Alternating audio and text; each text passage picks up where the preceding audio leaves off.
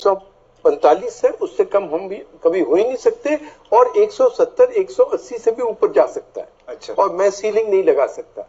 और दूसरे बहुत बड़े अभी भी गवर्नमेंट में, तो उनका मैं कहना नहीं चाहता था, वो कहते थे कि भी गठबंधन को हमेशा उन्होंने कहा 150 और 170 के बीच में आएंगी, तो इसलिए सरप्राइज नहीं थी। इसे मैं आपको बताऊं क्यों नहीं है। उसका मूल कारण ये है कि आप 2014 की इलेक्शन को देखिए, कितने आंकड़े आए थे, कितनी वोट्स आई थी इनको, बीजेपी को 31% आई थी जी। अगर आप ऐसी कार्रवाई करते रहे, आपका ऐसा डिमीनर हो कि आप अपने अगेंस्ट एक कोएलिशन बनाए, तो दूसरा तो 69% है, आप सिर्फ 31% हो, तो वो इंडेक्स ऑफ मतलब ऑपोजिशन यूनिटी बीजेपी ने फॉर्म करवाई, तो इसलिए उन्हीं को सफर करना पड़ा। तो आपके लिए ये नतीजा शॉकिंग है क्या? नहीं, चंद्रशेखर जी दो चीजें कहा करते थे मुझे हमेशा। एक तो वो कहते थे कि जब हमसे, मतलब कि उनकी पॉलिटिकल क्लास से किसी समस्या का समाधान नहीं होता, तो लोग उसका समाधान करते हैं। अच्छा। और दूसरा वो कहते थे कि जब लोग चपेट लगाते हैं, वो चपेट नहीं लगाते, वो तमाचा लगाते हैं जोर से, बहुत जोर से। तो आप ये कह रहे हैं कि ये जो नतीजा है, ये बीजेपी के चेहरे पर करारा तमाचा है जनता का? हाँ, वो तो है ही है, फिर क्यों नहीं है। तो बीजेपी भी, आई होप वो भी रियलाइज करते हैं। और इसमें काफी फार रीचिंग कॉन्सिक्वेंसेस है। प्राइम मिनिस्टर का जो ये एक इमेज था, जो कि उनकी स्टाइल ऑफ लीडरशिप है, उसके लिए बिल्कुल अनिवार्य है कि वो अनबीटेबल है, इनविंसिबल है। अब ये तीसरी हार है कुछ ही महीनों में। पहले दिल्ली जी, फिर वाराणसी। अब देखिए उनकी अपनी कॉन्स्टिट्यूएंसी है, 48 सीटें पंचायत की, उसमें से सिर्फ 8 आती हैं। जो गांव उन्होंने खुद अपनाया है, एडॉप्ट किया है, उसमें बीजेपी का कैंडिडेट हार जाता तो आपको क्या लग रहा है, जो शत्रुघ्न सिन्हा कह रहे हैं, क्या आपको भी वो बात लग रही है कि पार्टी के अंदर या पार्टी के जो शीर्ष नेता हैं उनके अंदर अहंकार आ गया है? वो तो मैं हमेशा से कहता ही आ रहा हूँ, आ नहीं गया, और दिल्ली में आ भी जाता है, मगर ये किसी को सुनने को तैयार ही नहीं है। आप एमपी वगैरह से पूछिए, एमएलए से पूछिए कि उनकी पार्टी ऑफिस में क्या हालत होती। क्या दो तीन आपकी बात होती, क्या बताते? हाँ, मुझे आकर बतलाते हैं कि भाई 2-3 घंटे हमें बाहर रुकना पड़ा। और फिर क्या है, वो आदमी कागज देख रहा, क्या है, जब बाद में चिट्ठी लिखकर भेज दो, जाओ। लेकिन नरेंद्र मोदी तो जहां जीतते हैं वो कहते हैं कार्यकर्ता सबसे बड़ा हमारा हिस्सा है। कहते एक है, देखिए नहीं, मोदी की यार ये रवैया नहीं है। नरेंद्र मोदी जिससे मिलते हैं बहुत प्यार से मिलते हैं, वो उनकी उनकी और चीज है, मगर पार्टी जैसे चल रही थी उसमें बिल्कुल वो था। और तो फिर पार्टी अध्यक्ष की जिम्मेदारी हुई। और एक, हाँ क्यों नहीं, और एक नॉन कोऑपरेशन मूवमेंट पार्टी में अध्यक्ष के अगेंस्ट और प्राइम मिनिस्टर के अगेंस्ट जरूर शुरू हो गई है, 1 साल से चल रही है। आप कह रहे पार्टी के अंदर अब प्रधानमंत्री को लेकर असंतोष फैल रहा है? असंतोष ही नहीं है, एक नॉन कोऑपरेशन मूवमेंट कि जो करना है बस दिखाते रहो, कुछ करो मत, ज्यादा बैठे रहो। तो एमपीज भेजे जाते हैं किसी, जैसे दिल्ली के चुनाव में अंत में 150 या कितने भी 130 एमपी आपने भेज दिए, कुछ नहीं कर रहे, बैठे हुए चाय पी रहे।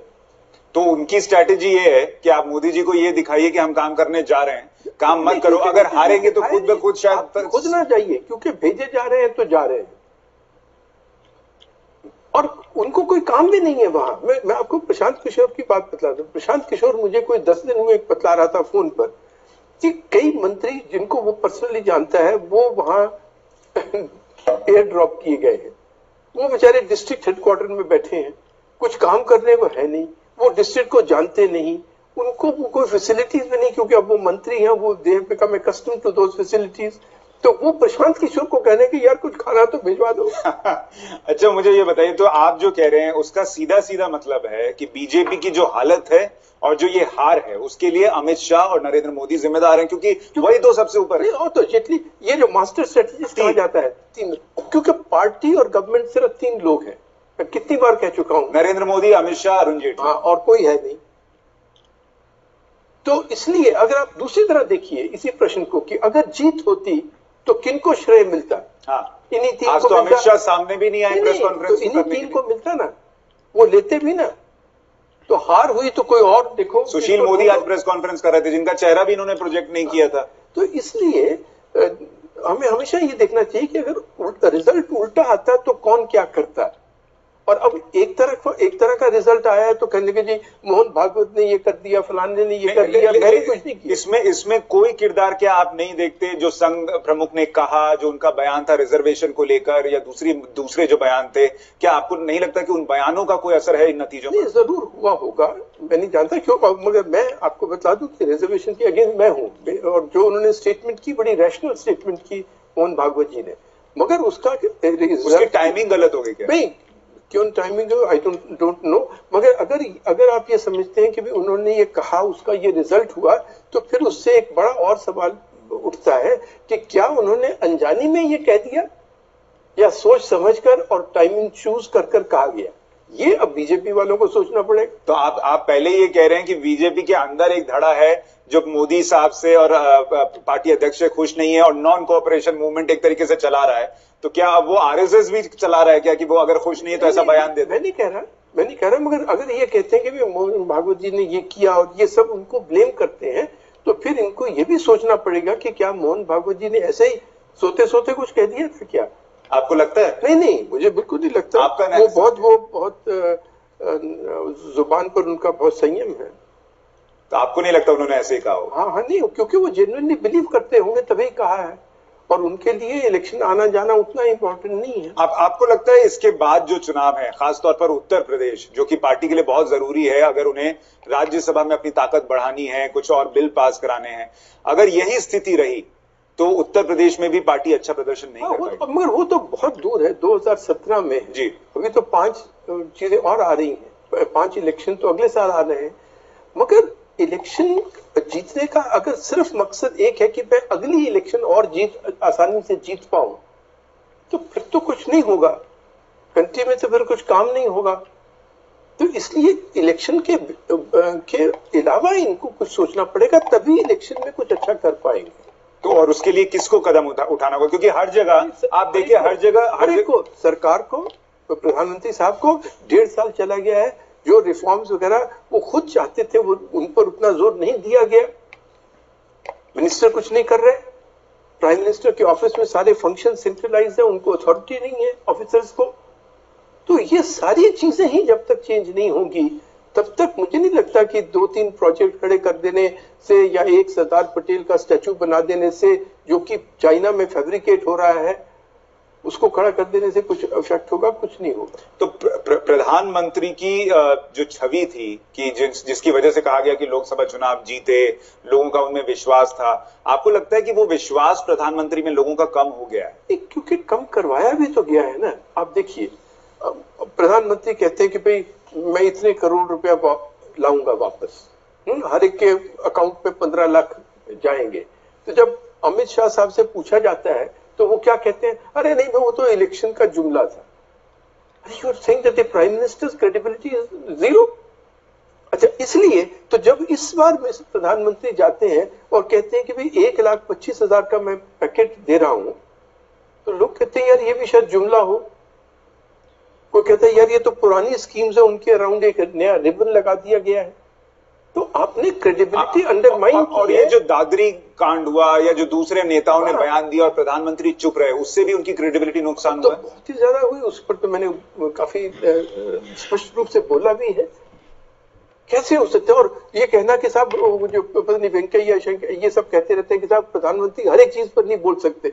अरे मगर आप उनके ट्वीट्स देखिए, वो हर एक चीज पर है, सानिया मिर्जा पर है, सिद्धू पर है, कैमरून के बर्थडे पर है, नेशनल डे ऑफ चाइना पर है, मोदी कुर्ते पर है, उन्हीं उसी दौरान में महेश शर्मा को बर्थडे पर है, गवर्नर ऑफ नागालैंड के बर्थडे पर है, उत्तराखंड के बर्थडे पर है, और सिर्फ एक चीज पर नहीं है। कैसे हो सकता है? आपको लगता है प्रधानमंत्री बनने के बाद नरेंद्र मोदी साहब में कुछ परिवर्तन आया है? नहीं, मैं उनको इतनी करीब से जानता नहीं हूं, मगर हाँ लगता तो जरूर है कि वे क्या उनको पूरी फीडबैक मिल रही है या नहीं। क्योंकि सब गुजरात में कहते थे कि उनको कई तरफ से वो खुद इंफॉर्मेशन गैदर करते थे। मैंने देखा था कि अटल जी वगैरह को वो ऐसे लगता था कि वो कवि हैं, ज्यादा इतने चुस्त नहीं है, मगर उनको सब इंफॉर्मेशन वो रखते थे। तो कैसे हो सकता है कि सारी चीजें दुनिया में हो रही हैं और प्रधानमंत्री को पता नहीं है? आज आप एक चीज, मैं एक ही उदाहरण देता हूं। आज आपने क्या किया? ब्लॉकेड किया। कोई भी नेपाल में इस चीज को मानने के लिए तैयार नहीं होगा कि इंडियन गवर्नमेंट ने वो ब्लॉकेड नहीं करवाया। हमने ना करवाया, मगर वो समझते हैं, इसलिए करवाया क्योंकि भाई उधर के ब्लॉकेड करवा दो, इधर से बिहार में कुछ वोटें मिलेंगी, क्योंकि मधेशी और बिहारी के जो नॉर्थ बिहार के लोग हैं उनके रिश्ते हैं। तो ब्लॉकेड आपने करवा दिया, उससे आपने नेपाल को चाइना की गोद में फेंक दिया। उन्होंने अब 8 रूट मांगे हैं, ट्रेड रूट्स। क्या तो अरुण शौरी को ये लगता है सर कि एक सेकेंड, फिर उससे भी पागलपन की बात कि नेपाल जो कि एक फ्रेंडली कंट्री है, उसके अगेंस्ट आप एक यूनाइटेड नेशंस में कंप्लेंट कर दो फॉर ह्यूमन राइट्स वायलेशन। तो आपको लगता है विदेश नीति भी गड़बड़ है? हाँ, प्रधानमंत्री को पता नहीं कैसे हो सकता है। और आर्थिक नीति आपको लगता है वो भी ट्रैक से बाहर है? तो वो हो ही नहीं रहा। अरुण जेटली साहब उसके लिए तो जेटली साहब तो क्या, तो लॉयर है। जिस तरफ से आप कहिएगा वो बोल देंगे। आपको लगता है कि प्रधानमंत्री को इस वक्त अपने दोनों सिपा सलार जो मेन है, अमित शाह और अरुण जेटली, दोनों को बदलने की जरूरत है? सर वो कभी नहीं बदल सकते। क्यों? वो एक है, 3 एक है। Buy 1 get 2 free. पर आप जैसा बता रहे हैं, दिल्ली चुनाव वो हारे, बिहार चुनाव में बुरी तरह हारे, जिसे आप कह रहे हैं कि जनता ने तमाचा मारा है बीजेपी के चेहरे पर। क्या अब भी अगर पार्टी अध्यक्ष अमित शाह रहते हैं, उनकी भी तो कोई नैतिक जिम्मेदारी है? नहीं, जिम्मेदारी है, मगर वही सुप्रीम कोर्ट है। ये क्या होगा? अभी हमारे शत्रुघ्न सिन्हा कहा करते हैं कि सर वही होगा, पहले चिंतन शिविर होगा, फिर चिंता शिविर होगा, फिर चिंता शिविर की इंतजार होगी। क्योंकि क्या होगा? मीटिंग होगी, सब कहेंगे नहीं जी कोई नहीं रिस्पॉन्सिबल, कोई लोकल फैक्टर है, कोई कैंडिडेट सिलेक्शन खराबी हो गई, नहीं जी वो उनका अनप्रिंसिपल्ड अलायंस हो गया, चलो बातचीत हो गई, अब चाय खाएं। क्यों? क्योंकि जिनको आपने एविडेंस देना है वही रिस्पॉन्सिबल है और वही जज है, तो वो कैसे मानेंगे कि कोई गलती हुई? तो ऐसे में क्या आपको लगता है, आपके हिसाब से बिहार चुनाव के नतीजे से नरेंद्र मोदी के लिए, अमित शाह के लिए सबसे बड़ा मैसेज क्या है, अगर उनको इस अपनी विनिंग स्ट्रीक पे लौटना है? सबको साथ लेकर चलिए। बट मेरा कह रहे होगा नहीं, वो होगा नहीं। इसीलिए मेरा ख्याल है कि अब जैसे चीज रही है अब ऐसे ही चलेगी। और ऐसे में पार्टी कितने दिन चलेगी? पार्टी कुछ नीचे जाती है, ऊपर जाती है, उलझत सुलझत। हमारे जसवंत सिंह जी कहा करते थे, उलझत सुलझत ध्वजा पवन के जोर। जब वो अनफर्ल होती, हम कहते देखो जी हमारे कारण हुई। जब वो बेचारी जो लटक जाती है ध्वजा, तो हम कहते हैं अरे नहीं ये तो पवन के नहीं चल रही इसलिए हो रहा है। तो वो एक दूसरे पर ही डालते रहेंगे। क्या ऐसी मौजूदा स्थिति में आप और हार देखते हैं बीजेपी के लिए आने वाले चुनाव में, अगर यह स्थिति रही? नहीं, वो मुझे पता नहीं, वो सारा डिपेंड करेगा ऑन दी ऑपोजिशन यूनिटी, क्योंकि नरेंद्र मोदी साहब ने उनको सिखाया है, आप एक होगे तो मैं केवल 31% रह जाऊंगा।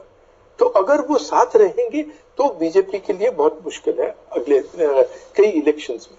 तो इससे तो एक बात ये भी साफ है ना सर कि इनकी खुद की गलती से ज्यादा अगर विपक्ष जहां एकजुट हो जाएगा, ये अच्छा भी काम कर रहे होंगे तो नहीं जीत पाएंगे। नहीं, अच्छा काम करेंगे तो चीज जरूर जीतेंगे, फिर ऑपोजिशन भी इतना साथ नहीं रह पाएगी अगर आप अच्छा काम कर रहे होंगे। मगर अगर आप हर एक स्टेट में जाकर कहते हो, अमित शाह जाते हैं बंगाल में, क्या कहा है उन्होंने पहले दिन? मैं यहां तृणमूल कांग्रेस को खत्म करने आया हूं। तो क्या अगले दिन ममता बनर्जी आपको दिल्ली में सहायता देगी क्या? मैं आपसे आखिर में 2 सवाल पूछना चाह रहा हूं सर, क्योंकि आपने नेपाल का भी एग्जांपल दिया था।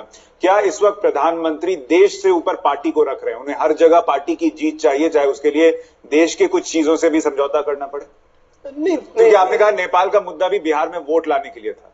मुझे तो ये जरूर लगता है और नेपालियों को तो और भी जरूर लगता है, उसमें उनको कोई संदेह नहीं। तो प्रधानमंत्री देश से ऊपर पार्टी रख रहे हैं, आप कह रहे हैं? नहीं, वो उनको वो इलेक्शन, वो जीतना, हर एक चीज को समझते हैं कि बाकी चीजें मैं बाद में सुधार लूंगा, पहले मैं ये जीतूं।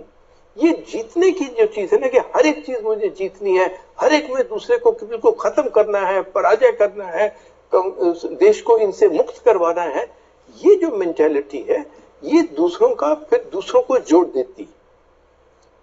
और वही फिर पार्टी के लिए भी हानिकारक और उनके एक लिए खुद आखिरी सवाल सर, इस वक्त अगर प्रधानमंत्री ये कार्यक्रम देख रहे हो, आप उनको कुछ मैसेज देना चाहेंगे? आप वरिष्ठ भी हैं उनसे। नहीं, क्या मैसेज दे सकते हैं सर, मगर सबसे प्लीज मिलकर चलिए, नहीं तो अब चीज नहीं हो सकेगी, कुछ नहीं हो थोड़ा पाएगा। अहंकार कम करें तब, ताकि सबको साथ ला सकें। बहुत बड़ी चीजें हैं, मगर उसमें तो एक अटल जी की कविता में एक एक्चुअली एक झलक है एक प्रार्थना की, तो वो ये है कि ए खुदा मुझे कभी ऐसी खुदाई ना दे, ए खुदा मुझे कभी ऐसी खुदाई ना दे कि अपने अलावा मुझे और कोई दिखाई ना दे।